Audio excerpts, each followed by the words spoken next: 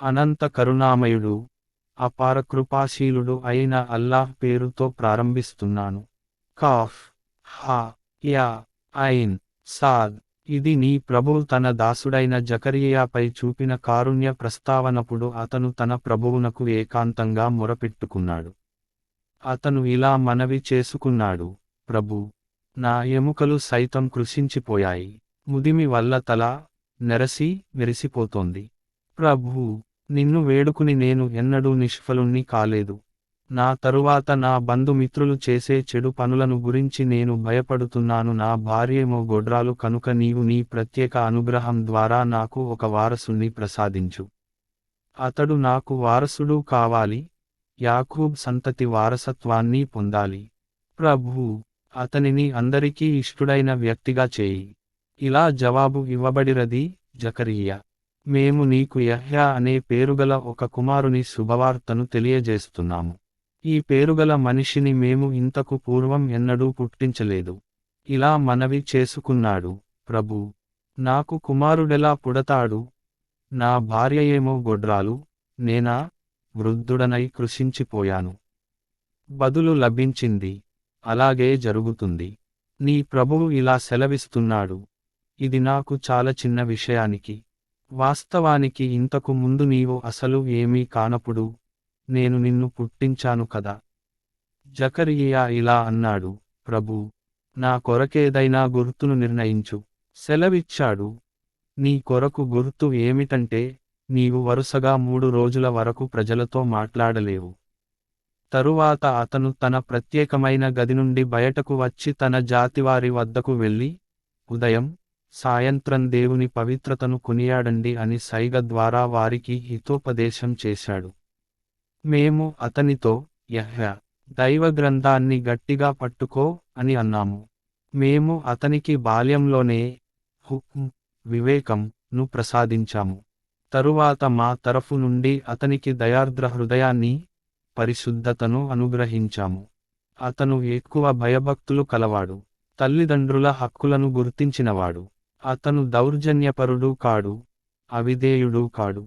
అతను పుట్టిన రోజున, అతను మరణించే రోజున, అతనిని బ్రతికించి లేపే రోజున అతనిపై శాంతి నెలకొనుగాక. ప్రవక్త, ఈ గ్రంథంలో, మరియం తన వారి నుండి వేరైపోయి, తూర్పు దిక్కున ఏకాంతంగా కూర్చుండి, వారికి చాటుగా తెర కట్టుకుని ఉండిపోయినప్పటి వృత్తాంతాన్ని ప్రస్తావించు. ఈ స్థితిలో మేము ఆమె వద్దకు మా ఆత్మను అంటే దూతను పంపాము. అప్పుడు అతడు ఆమె ముందు పరిపూర్ణమైన మానవాకారంలో ప్రత్యక్షమయ్యాడు. వెంటనే మరియం ఇలా పలికింది, నీవు దైవభీతి కల మనిషివే అయితే, నేను నీ బారి నుండి రక్షించవలసినదిగా దయామయుడైన దేవుని శరణు కోరుకుంటున్నాను. అతను, నేను నీ ప్రభువు దూతను మాత్రమే, నీకు ఒక పరిశుద్ధ పుత్రుణ్ణి ఇచ్చేందుకు పంపబడ్డాను అని చెప్పాడు. మరియం, నాకు పుత్రుడు ఎలా పుడతాడు? నన్ను పురుషుడు ఎవడూ తాకనైనా లేదు, నేను చెడు నడత గల దానిని కాను అని అన్నది. దైవదూత ఇలా అన్నాడు, అలాగే జరుగుతుంది. నీ ప్రభువు అలా చేయటం నాకు చాలా సులభం. ఆ బాలుణ్ణి ప్రజల కొరకు ఒక సూచనగా, మా తరఫు నుండి ఒక కారుణ్యంగా చేయాలని మేము ఈ పని చేస్తున్నాము. ఇది జరిగి తీరవలసిన విషయమే అని సెలవిస్తున్నాడు. మరియం ఆ మగ శిశువును గర్భంలో దాల్చింది. గర్భవతి అయిన ఆమె ఒక దూర ప్రదేశానికి వెళ్ళిపోయింది. తరువాత ప్రసవ వేదన పడుతూ ఆమె ఒక ఖర్జూరపు చెట్టు క్రిందకు చేరింది. ఆమె ఇలా వాపోయింది, అయ్యో, నేను ఇంతకు ముందే మరణించి ఉంటే, నామరూపాలు లేకుండా నశించి ఉంటే ఎంత బాగుండేది. అప్పుడు దైవదూత కాళ్లవైపు నుండి ఆమెను పిలిచి ఇలా అన్నాడు, బాధపడకు. నీ ప్రభువు నీకు దిగువ భాగంలో ఒక సెలయేరును సృజించాడు. నీవు ఈ చెట్టు మొదలు కొంచెం ఊపు. నీపై స్వచ్ఛమైన తాజా ఖర్జూరపు పండ్లు రాల్తాయి. నీవు తిను, త్రాగు, నీ కళ్ళను చల్లబరచుకో. తరువాత ఎవరైనా మనిషి నీకు కనిపిస్తే, అతనికి, నేను కరుణామయుని కోసం ఉపవాసముంటానని మొక్కుకున్నాను. కనుక ఈ రోజు నేను ఎవరితోనూ మాట్లాడను అని చెప్పు. తరువాత ఆమె ఆ బాలుణ్ణి తీసుకొని తన జాతి వారి వద్దకు వచ్చింది. ప్రజలు ఇలా అన్నారు, మరియం, నీవు పెద్ద పాపమే చేశావు. ఓ హారూన్ సోదరి, నీ తండ్రి కూడా చెడ్డ మనిషి కాడే, నీ తల్లి కూడా నీతిబాహ్యమైన నడతగల స్త్రీ కాదే. మరియం బాలుని వైపు సైగజేసి చూపింది. దానికి ప్రజలు, ఉయ్యాలలోని ఈ పసిపిల్లవానితో మేము ఏం మాట్లాడము అని అన్నారు. పిల్లవాడు ఇలా పలికాడు, నేను అల్లాహ్ దాసుణ్ణి. ఆయన నాకు గ్రంథాన్ని ఇచ్చాడు, నన్ను ప్రవక్తగా నియమించాడు. నేను ఎక్కడున్నా సరే ఆయన నన్ను శుభవంతునిగా చేశాడు. నేను జీవించి ఉన్నంతకాలం నమాజును, జకాతును పాటించు అని ఆజ్ఞాపించాడు. నా తల్లి హక్కును నెరవేర్చేవానిగా నన్ను చేశాడు. నన్ను దౌర్జన్యపరునిగాను, పాషాణ హృదయునిగాను చేయలేదు. నేను పుట్టిన రోజున, నేను మరణించే రోజున, బ్రతికింపబడి లేపబడే రోజున నాకు శాంతి కలుగుతుంది. ఇతనే మరియం కుమారుడు ఈసా, ఇదే అతనికి సంబంధించిన అసలు నిజం. దానిని గురించి ప్రజలు సందేహిస్తున్నారు. ఎవరినైనా తన కుమారుడుగా చేసుకోవడం అనేది అల్లాహ్కు తగిన పద్ధతి కాదు. ఆయన పరమ పవిత్రుడు. ఏ విషయాన్ని గురించైనా ఆయన నిర్ణయం తీసుకుంటే అయిపో అని ఆజ్ఞాపిస్తాడు. అంతే, అది అయిపోతుంది. ఈసా ఇలా ప్రకటించాడు, నాకు, మీకు ప్రభువు అల్లాహే. కనుక మీరు ఆయనకే దాస్యం చేయండి. ఇదే రుజుమార్గం. కాని తరువాత విభిన్న వర్గాలు పరస్పరం విభేదించుకోసాగాయి. కనుక అవిశ్వాసులకు తాము ఒక మహాదినాన్ని చూడబోయే సమయం ఎంతో వినాశాత్మకంగా ఉంటుంది. వారు మా ముందు హాజరయ్యే రోజున వారి చెవులు కూడా బాగానే వింటాయి, వారి కళ్ళు కూడా బాగానే చూస్తాయి. కాని ఈనాడు ఈ దుర్మార్గులు స్పష్టమైన మార్గభ్రష్టత్వంలో పడిపోయారు. ప్రవక్త, వారు ఏమరుపాటులో ఉన్నారు, విశ్వసించటానికి సిద్ధంగా లేరు. ఈ స్థితిలో వారిని దనుకం తప్ప మార్గాంతరమే ఉండని తీర్పు దినం గురించి భయపెట్టు. చివరకు మేమొక్కరమే భూమికి, దానిపై ఉన్న సమస్తానికి వారసులమవుతాము. ఆపై అందరూ మా వైపునకే మరలింపబడతారు.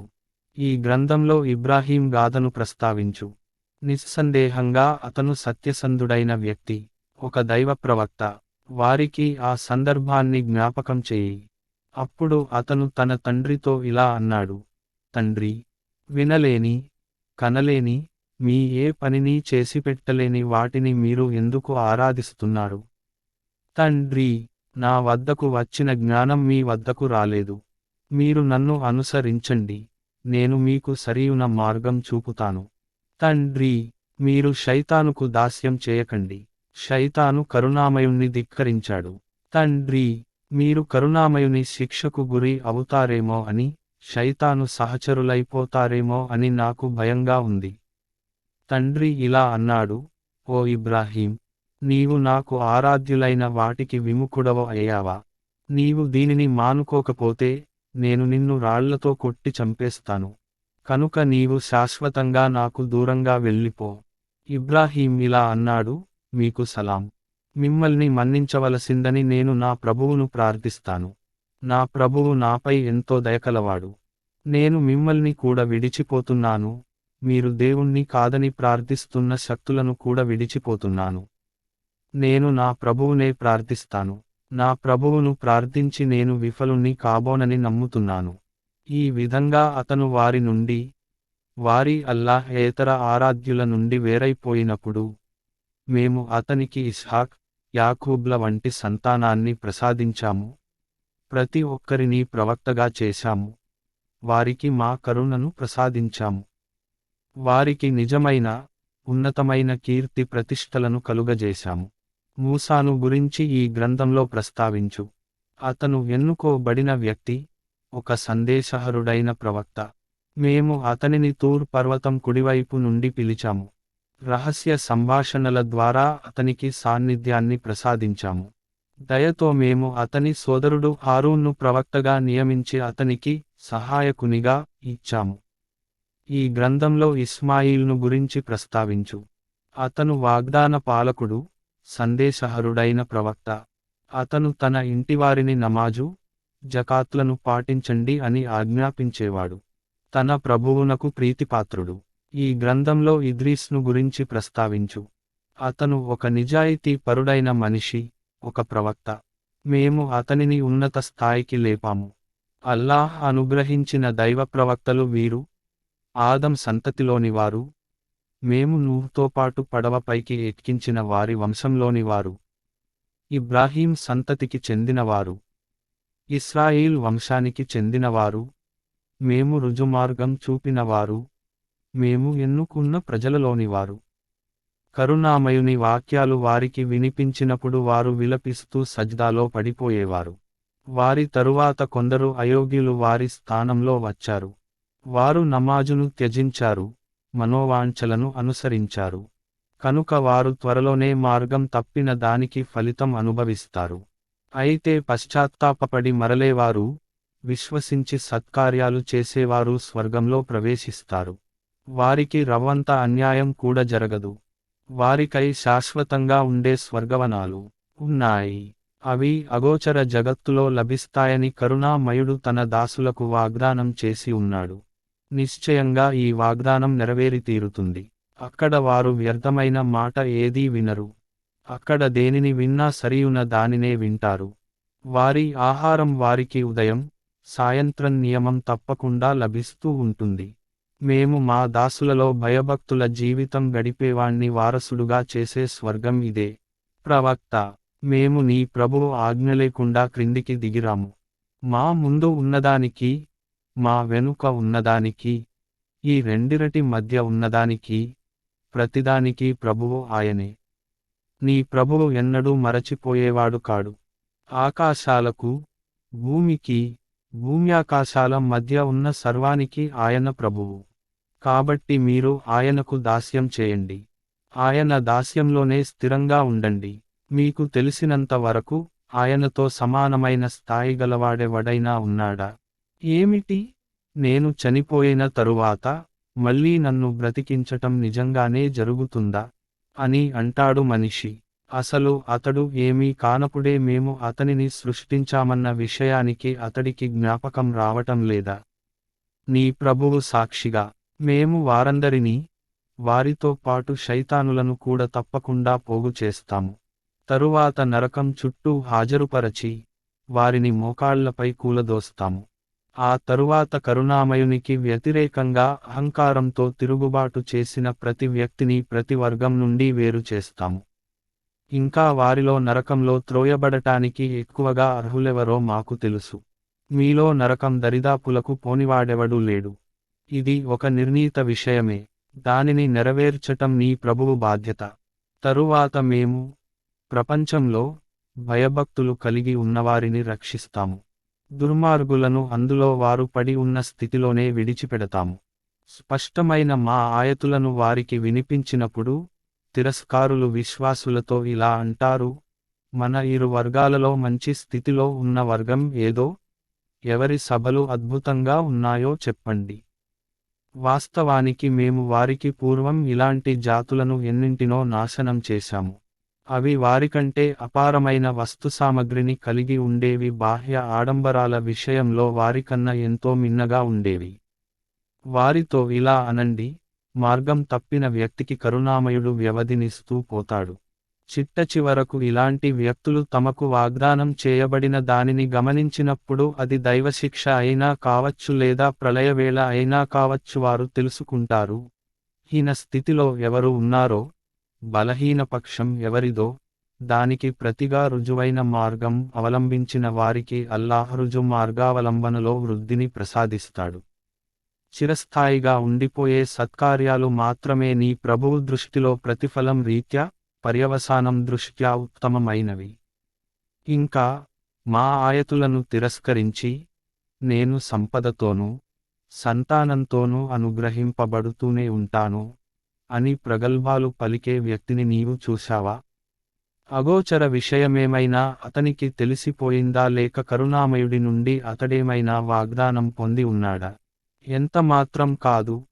అతడు వాగే దానిని మేము వ్రాసుకుంటాము. అతడి శిక్షను మరింత పెంచుతాము. అతడు ప్రస్తావిస్తున్నటువంటి వస్తు సామగ్రి, మంది మార్బలము, అంతా తిరిగి మా వద్దకే చేరిపోతుంది. అతడు ఒక్కడే ఒంటరిగా మా ముందు హాజరవుతాడు. వారు అల్లాహ్ను కాదని, కొందరిని తమ దేవుళ్ళుగా చేసుకున్నారు, తమకు వారు అండగా ఉంటారని భావించారు. కాని అండగా ఎవరూ ఉండరు.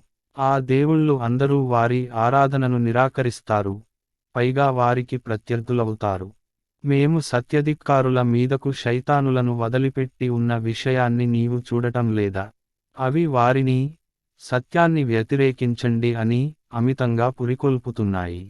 సరే, ఇక వారిపై శిక్ష అవతరించే విషయంలో నీవు తొందరపడకు. మేము వారి రోజులను లెక్కిస్తున్నాము. భయభక్తులు కలవారిని మేము అతిథులుగా కరుణామయుని సన్నిధిలో ప్రవేశపెట్టబోయే రోజు, అపరాధులను దప్పికగొన్న జంతువులవలే నరకం వైపునకు తోలుకొని పోయే రోజు రానున్నది. అప్పుడు ప్రజలు ఏ సిఫారసును తీసుకురాగలిగే శక్తిని కలిగి ఉండరు కరుణామయుని సమ్ముఖం నుండి అనుమతి పత్రం పొంది ఉన్నవాడు తప్ప. కరుణామయుడు ఎవరినో కుమారునిగా చేసుకున్నాడు అని వారు అంటారు. ఎంత ఘోరమైన విషయాన్ని మీరు కల్పించి తెచ్చారు. కరుణామయునికి సంతానం ఉన్నదని వారు చేసే వాదం కారణంగా త్వరలోనే ఆకాశాలు పగిలిపోతాయేమో, భూమి బ్రద్దలవుతుందేమో, పర్వతాలు పడిపోతాయేమో. ఎవరినైనా కుమారునిగా చేసుకోవటం అనేది కరుణామయుని ఔన్నత్యానికి తగినది కాదు. భూమి ఆకాశాలలో ఉన్న వారందరూ ఆయన సమక్షంలో దాసులుగా హాజరు కానున్నారు. ఆయన అందరినీ పరివేష్టించి ఉన్నాడు, వారిని సరిగ్గా లెక్కపెట్టి ఉంచాడు. ప్రళయం నాడు అందరూ ఆయన ముందు ఒక్కొక్కరే హాజరవుతారు. నిశ్చయంగా, విశ్వసించి, సత్కార్యాలు చేస్తూ ఉన్నవారి పట్ల త్వరలోనే కరుణామయుడు ప్రేమను హృదయాలలో కలుగజేస్తాడు.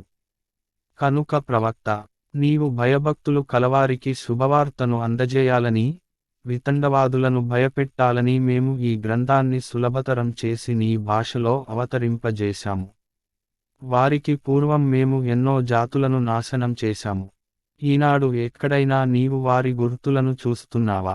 లేక ఎక్కడన్నా వారిని గురించిన గుసగుస ఏదైనా నీకు వినిపిస్తోందా?